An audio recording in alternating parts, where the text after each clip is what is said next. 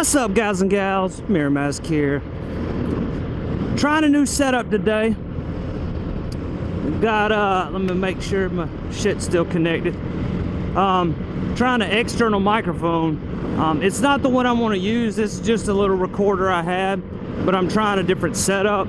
As you can see, there's no helmet cam right now.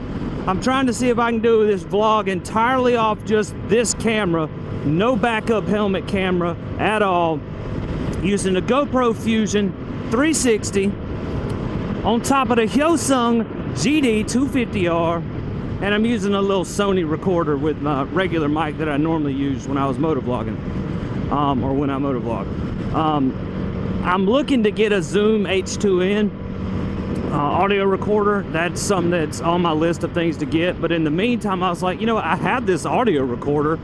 You know, it's not a Zoom, it's not a professional grade or nothing like that, but it is a step above using your cell phone to record with. So I was like, let me give it a try, see what it sounds like, kind of see if I can get used to the vlogging without a camera on my helmet kind of thing.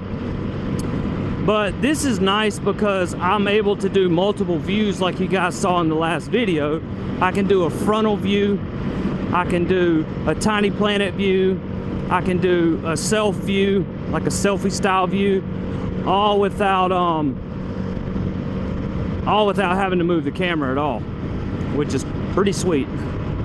But that's not the topic of the day. The topic of the day is I got a call from my buddy who started up a new film studio. He's kind of got, it's a little independent film studio, and I don't know if some of you guys may know, some of you don't know that, you know, I do acting and stuff. I've been in some movies and some little demo commercials and all that kind of stuff.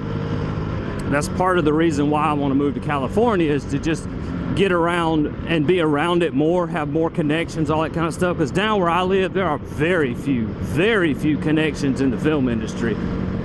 So, you know, there's not a whole lot of opportunity. I've been lucky to have the opportunities that I have. But anyway, long story short, he gives me a call and he's like, hey man, I got this new thing that I'm doing. I've got a role of an FBI agent. You know, I thought about you. Would you like to do it? I said, shit, yeah. He's like, all right, well, here's the thing. It's just an extra. I was like, I don't care. See, that's the thing. That's the thing, man. I take like the Samuel L. Jackson approach to acting, man. I don't care what the role is. I don't care. I don't care if I'm speaking. I don't care if I'm in the background. I don't care if I'm an extra. I ain't a diva about it, man. Work's work. You know what I'm saying? Any exposure is any exposure. I don't care. I could be like in Tumbleton Road, the most recent full-length film that I did. I played a pretty major role in that. You know, I had about 7 scenes where it was basically just me and one other guy. You know, a lot of dialogue, a lot of that kind of stuff. But at the same time, I'm also willing to say, heck yeah, I'll come be an extra. I don't care. You know, like it don't bother me. I'm not a diva like that. I don't care. But he didn't give me any details on it because I don't know if it's at the stage yet to give any details. And you know, he's wanting to wait till the weather cools down a little bit, which I can't blame him, because I'm pretty sure he's gonna want me in a black suit. You know, because FBI, I don't know, maybe a jacket, I don't know. Point is, it's too damn hot to be wearing wardrobe like that outside. For right now anyway. It's like 100 degrees out here and the humidity's through the roof. It'd be uncomfortable. But beside the point, I don't care. I've acted in really hot stuff, sweating, got people coming in, patting my face all the time. I don't care. It doesn't bother me. I'll film in whatever weather. I'll be an extra, I'll be a lead, I'll be a main, I'll be comedic time. I don't care, man. It's all fun to me. It doesn't feel like work to me, so, you know, it doesn't bother me. But, yeah, that's all I really wanted to talk about today, was kind of update you guys on that. That's kind of some good news. I mean, to me it is anyway. I mean, I don't even think it's a paid role. I think it's just, you know, I'm doing it as a favor to him, which I don't care. That's fine with me. Like I said, man, I just like, you know, I just like acting. I just like creating stuff. I just like being in stuff. The money, you know, I'm not at that point where I get like a crap load of money. Like I know, I went and did I want to say it was like a commercial, but I don't think it was a commercial. I think it was like some kind of promo thing or something. I don't know. It was for Greenleaf. It was something. It's like a mental health facility network, and they just opened up this new location. I mean, this is this is months back from now, but they opened up this new location, and they wanted to do like a showcase of the new property or something, and all the, you know, the different areas that they do. And so they hired me to come in and play the role of like a patient, and just kind of like show the day in the life of a patient kind of thing. And that was kind of fun. I mean, it was cool because, you know, I got to kind of see what it's like to you know, be a patient suffering from mental illness in one of those facilities, and the different, you know, the process from the moment you walk in the door all the way to they filmed all of it. It was cool, man. But that, I mean, that was only, I think it paid like $250. That was it, which, yeah, I don't care, man. Like I said, it all goes on my resume. I'm fine with it.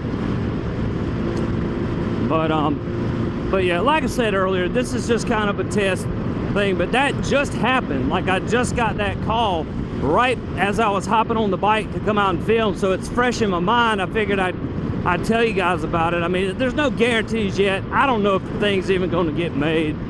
He doesn't know if it's going to get made. He just has, you know, he has this idea, he has plans, he wants to do this. I think it's going to be a short.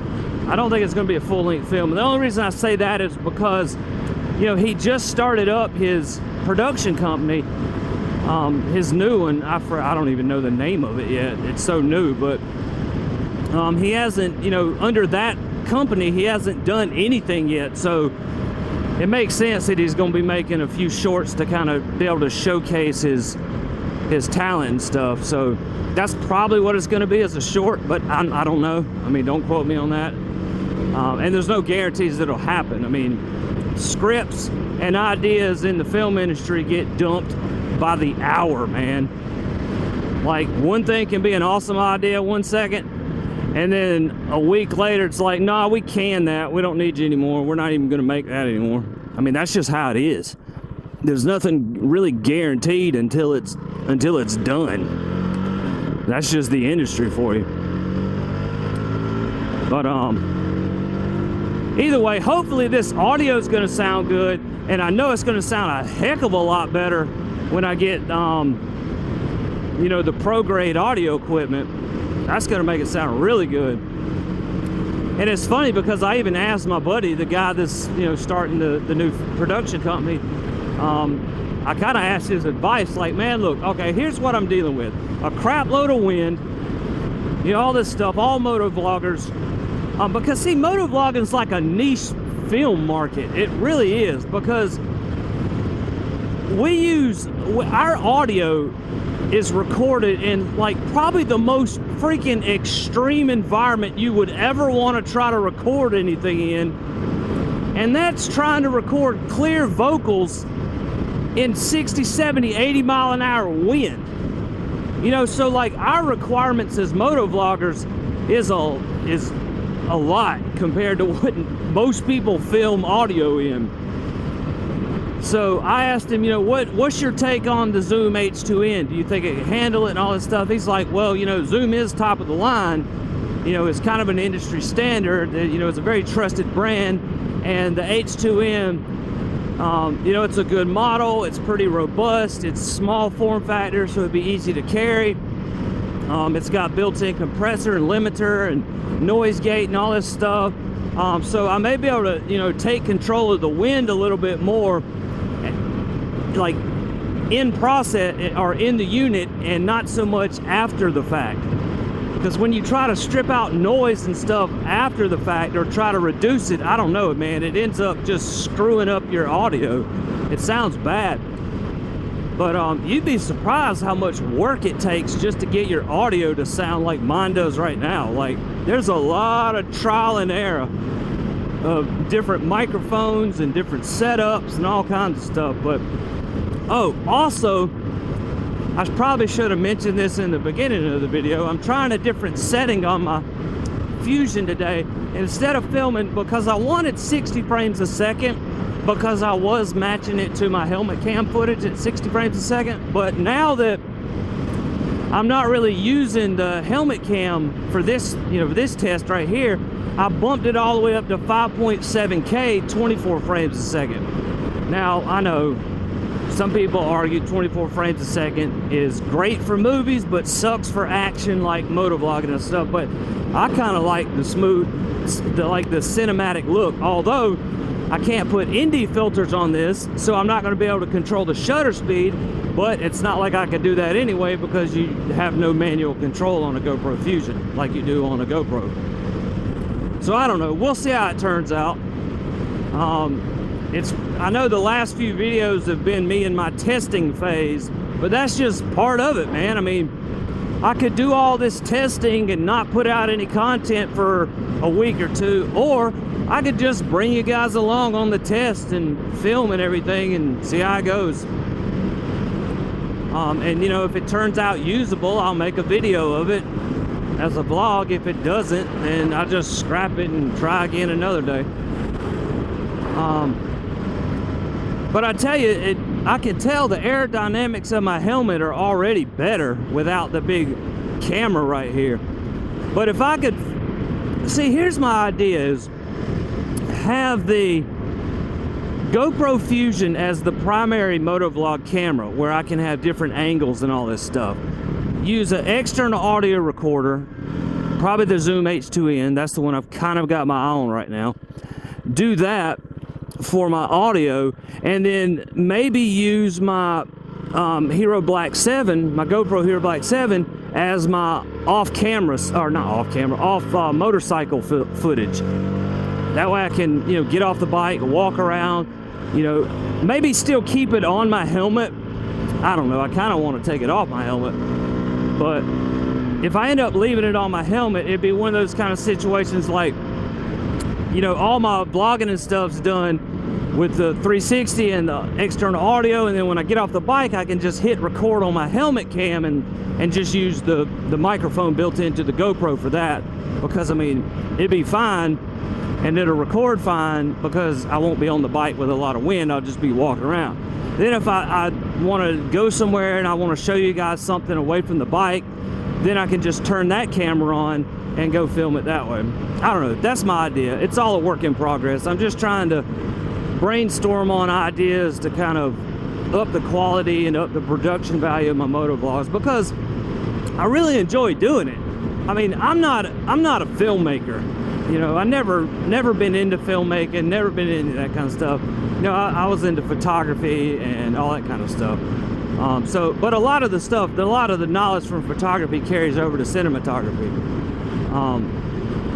But I'm not trying to go out and make films. I just want to make motovlogs, but I want to make good quality motovlogs. Maybe I might add a drone to it eventually or something. I don't know. We'll see.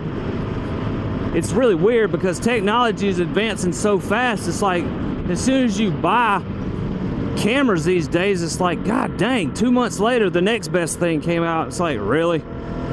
I could never be cutting edge. But I'm gonna go ahead and wrap this up. Damn, that was too high. What the hell just happened?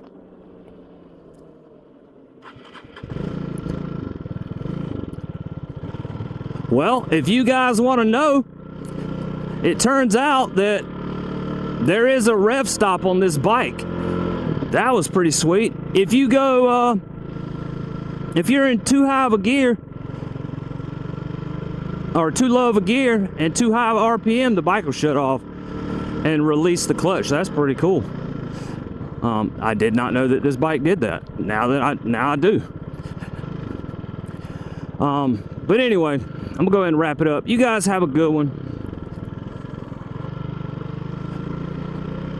I hate this driveway. All these ripples and shit on the ground, man, and it's all gravel too, so it's kind of sketchy. But I'll go ahead and wrap it up. See you guys in the next one. Make sure to like, comment, subscribe, all that stuff, and I will see you guys in the next video. Take care. As always, have a good one. Mirror Mask out. Peace.